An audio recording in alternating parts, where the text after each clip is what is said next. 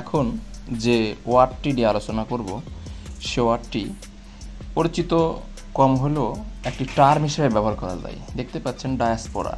Diaspora একটি term এবং এটা ওয়ার্ড হিসেবে দেখা হয়। তা আসলে ডায়াসপোরা বলতে কী বোঝানো হয় এটা একটা মিনিংয়ে বোঝানো মুশকিল। ডায়াসপোরা শব্দটি আসলে বিভিন্নভাবে ব্যাখ্যা করা যায়। তো শুরুতে দেখুন, diaspora refers to A movement, migration or scattering of a people away from an established or ancestral homeland। অর্থাৎ ডায়াসপোরা হচ্ছে একটি পরিবর্তন বা এক জায়গা থেকে আরেকটা জায়গায় চলে যাওয়া এক ধরনের লোক বা মানুষগুলো যারা তাদের জন্মভূমি ত্যাগ করে অন্য একটা জায়গাতে বসবাস শুরু করছে এরকম।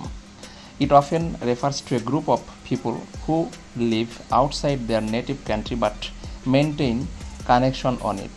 এটা মূলত বা প্রায়ই এক ধরনের এক গোষ্ঠীর লোককে বোঝায় যারা তাদের নিজস্ব জন্মভূমিতে বাস করে না, অন্য জায়গাতে বসবাস করে, কিন্তু তারা তাদের জন্মভূমির সাথে একটি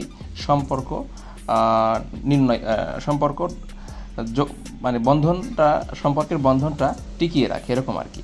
তো দেখুন একটা উদাহরণ দেখুন যে the Jewish diaspora is a well known historical event. অর্থাৎ জুইশ মানে ইহুদিরা কিন্তু ওদের নিজস্ব ভূমি ছিল না, অন্য একটি জায়গা থেকে এসে তারা ইসরায়েলে বসতি স্থাপন করে এবং তারা তাদের নিজস্বভাবে সব কিছু শুরু করেছে, যার জন্য বলা হয়েছে যে Jewish diaspora is a well known historical event. অর্থাৎ জুইশরা যে এক জায়গা থেকে আরেক জায়গায় স্থানান্তর হয়েছে এটা একটি গুরুত্বপূর্ণ ঐতিহাসিক ঘটনা। ডায়াসপোরার সিনোনিম হিসাবে ডিসপারেশন, মাইগ্রেশন, এক্সাইল, স্ক্যাটারিং, ইমিগ্রেশন অথবা ডিসপ্লেসমেন্ট ব্যবহার করা হতে পারে। এখন প্রশ্ন হচ্ছে ডায়াসপোরা শব্দের বাংলা অর্থ কী? দেখুন, ডায়াসপোরা শব্দের নির্দিষ্ট কোনো বাংলা অর্থ নেই, তবে এটা বলা যেতে পারে যে একটা নির্দিষ্ট জাতিগোষ্ঠী বা জনগোষ্ঠীর স্বদেশ বা আদি নিবাস থেকে ছড়িয়ে পড়া বা বিতরণ হওয়া।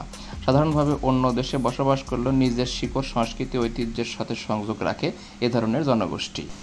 তো আশা করি বুঝতে পারছেন আসলে ডায়াসপোরা মূলত একটি জনগোষ্ঠী যারা নিজস্ব জায়গা থেকে উৎখাত হয়ে অন্য একটি জায়গায় যে বসবাস শুরু করে, কিন্তু নিজেদের শিকড়, সংস্কৃতি ও ঐতিহ্যের সঙ্গে তারা সংযোগ রক্ষা করে চলে। ধন্যবাদ।